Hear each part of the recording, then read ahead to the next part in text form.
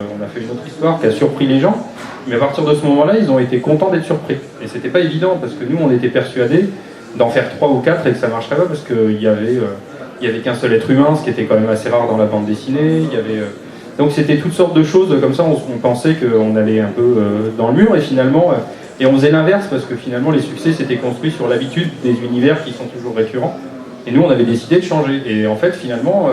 on a eu très souvent des gens qui disaient, je me demande si même des fois ils disaient j'ai pas trop aimé celui-là, mais en tout cas j'attends avec impatience le prochain. Donc en fait il y a une espèce de surprise. Ouais, de demande à être surpris, ouais, de la part du économie, c'est bien. Ouais. Et toi Philippe, bon, quand tu as commencé à travailler sur Siège, est-ce que les problèmes graphiques, bon, je ne vais pas dire des problèmes, mais comment graphiquement tu as pu l'aborder par rapport à ce que tu faisais avant? Est-ce que tu as évolué, tu as fait des recherches spécifiques là-dessus? Les feuilles. Oui, déjà c'était assez drôle parce que moi j'avais signé le contrat en me disant je vais m'éclater à dessiner des machines, des robots, un univers que j'aimais bien explorer, et puis finalement tout se passait dans la jungle, dans la forêt, donc ça m'a fait dessiner des arbres, des feuilles, et finalement c'était vachement bien parce que c'était un peu des points faibles que j'avais dans mon dessin, et je me dis c'est le gros avantage d'avoir un scénariste, c'est qu'on ne se scénarise pas ce sur quoi on a des facilités, mais le scénario, il impose des contraintes qui font qu'on progresse un peu dans son dessin à chaque fois, et c'est ce qui est agréable, je trouve. En plus, Philippe, dans le premier, il a dessiné toutes les feuilles des arbres. On peut regarder, toutes les feuilles sont dessinées. Ah, t'es sûr qu'elles y sont toutes, hein, vous l'avez compté après. Non, autre chose aussi dans vos albums, ce qu'on constate quand on voit les planches, il y a quand même une économie, il y a beaucoup de cases.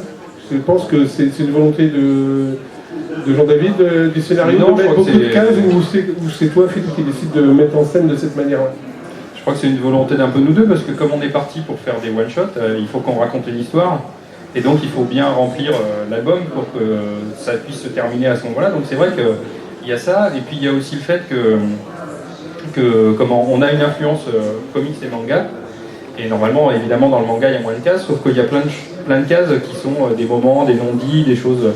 des regards, des choses comme ça, et en fait du coup, est presque une expression par bulle, ça c'est assez courant, mais moi j'écris presque des fois trop comme ça, c'est-à-dire que j'ai du mal à faire des personnages qui disent 2 phrases en même temps, dans la même bulle, donc j'aime bien que les expressions changent, et du coup, cette influence du manga, comme on n'a que 46 pages, ça nous force à densifier le récit, quoi. Donc au début, il y a vraiment beaucoup de cases. Dans les derniers, un peu moins, là j'ai écrit le dernier, il y a un peu moins de cases par planche, mais c'est vrai que c'était vraiment comme ça. Une volonté donc de mettre beaucoup d'informations pour tenir dans les 44 ou 46. Heureusement qu'on a 46. Les 46 planches, que l'histoire soit complète au total et qu'il y ait toutes les informations, qu'il n'y ait pas une espèce d'ellipse à la fin parce qu'on manque de pages. On est obligé de la faire des fois, mais on s'en sert pour la narration, des fois pour accélérer les trucs, parce que c'est marrant à faire, mais on essaye que ce soit une volonté et pas une obligation. Pour revenir à vos influences, parce que bon, vous avez des influences BD, vous parlez de comics, de manga, bon, on va parler de la BD Fond de Cobalt traditionnelle, bon, c'est vrai que quand on regarde votre album, donc il y a des personnages, là, dans le dernier, je l'en fais tout à l'heure, bon, il y a une galerie de personnages, bon, on pense automatiquement à Valérian, on pense au bar dans les Star Wars avec tous ces personnages, on pense à ça, donc c'est volontaire, je pense que tout ça est assumé, mais quelles sont aussi vos autres influences qui viendraient peut-être d'une BD peut-être moins connue, j'ai partagé des comics et des mangas chez vous? Moi j'avais une BD que j'aimais bien, ça s'appelait Star Hawk, qui était une BD américaine, dessinée par Jill Kane. Et il y avait déjà c'était une sorte de policier intergalactique, une aventure d'une équipe, et il y avait tout le temps des tavernes remplies de pilotes, ce genre de choses. Finalement, après, j'ai retrouvé dans Star Wars. En live, quoi. Donc c'est pour ça que je trouvais ça extraordinaire qu'on puisse le faire. Parce que ça n'existait pour moi que dans les romans et les quelques comics de science-fiction de l'époque. Et finalement, je trouve que c'est assez amusant de faire foisonner comme ça plein de créatures bizarres, d'essayer d'en faire des marrantes, des plus inquiétantes, et surtout d'essayer de leur coller une sorte d'humanité quand même, puisqu'il faut qu'on puisse s'identifier au personnage. Donc c'est un challenge tout le temps de garder des créatures qui soient à la fois expressives ou comiques ou dramatiques. En fait, le concept de Siège, c'est l'histoire d'une humaine qui est toute seule dans un convoi où il n'y a que des extraterrestres. Donc, ça change un peu à un moment, elle croise des humains une première fois, mais elle ne peut rien en tirer. Et donc concept, c'est de se dire on grandit toujours entouré d'extraterrestres, mais même nous.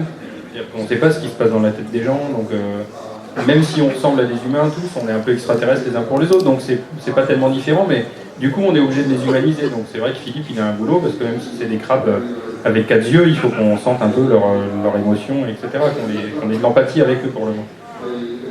Comment vous avez fait peut-être le choix de ces représentations qui sont assez extraordinaires, parce qu'il y en a, je sais pas, une galerie qui est absolument, je sais pas combien il y en a de différents, je sais pas non plus combien il y en a, et à chaque fois, finalement, il y a les pas... répertorier. Il faut les répertorier, mais en plus, il n'y a pas fait graphiquement, il n'y a pas forcément de registres, ils sont tous très différents, très identifiés, il y a quand même... tu as suivi, qui c'est qui choisit ça? Moi je laisse Philippe faire tout ça. C'est toi qui fais tout ça? Tu as tes modèles ou tu sais... Non, c'est surtout en fonction des dialogues, finalement, du personnage, de ce que je ressens à travers le scénario. Des fois, Jean-David, il me décrit quel type de personnage c'est. Est-ce que c'est, je sais pas, un militaire un peu borné? Est-ce que c'est... là, il y avait une planche avec un patron d'hôtel de passe, donc à chaque fois, c'est drôle de réfléchir à... Mais souvent, ils sont très inspirés d'un être humain. Des fois, je vais mettre le nez là, je vais changer des éléments pour leur garder vraiment un côté à la fois familier mais étrange. Et des fois, ils ont des têtes en forme de, je sais pas, de décapsuleurs. Je vais voir un truc marrant et je vais dessiner, et puis après, je rajoute des yeux au bout, et puis ça devient un personnage qui tient la route, qui a quelque chose, quoi. Le plus dur, c'est de créer des personnages comme celui-là qui sont déjà avec Alien. Enfin, il y a plein de créatures déjà qui sont censées être menaçantes. D'essayer de renouveler ce genre de personnage, c'est plus compliqué, je trouve. Mais celui-là, en revanche, enfin pas celui-là parce que ça c'est l'enfeuse, il existait déjà, mais en fait, celui d'avant, moi c'est un des seuls, je crois, où j'ai donné un truc à Philippe, parce que je me souviens quand on avait lu Hyperion, il dessinait, comme il dessine toujours quand il lit des romans, les personnages soit sur les pages ou à côté, etc. Et donc, je voulais que ce soit le Gritch qui fasse penser au Gritch qui est le méchant de Hyperion. Donc en fait, on est reparti de là. Donc je lui ai dit c'est un peu ça, l'esprit, etc. Donc voilà. Donc, et dans cette série Sillage, puisqu'on est au 15e épisode, donc, dans chaque album, vous avez décidé soit de développer une thématique, soit de revisiter quelque chose à travers la science-fiction, de développer une thématique. Alors, quelles sont les thématiques qui comment dire, que vous sentez concernés, que vous avez envie de dire, parce que c'est aussi des paraboles sur le monde moderne, sur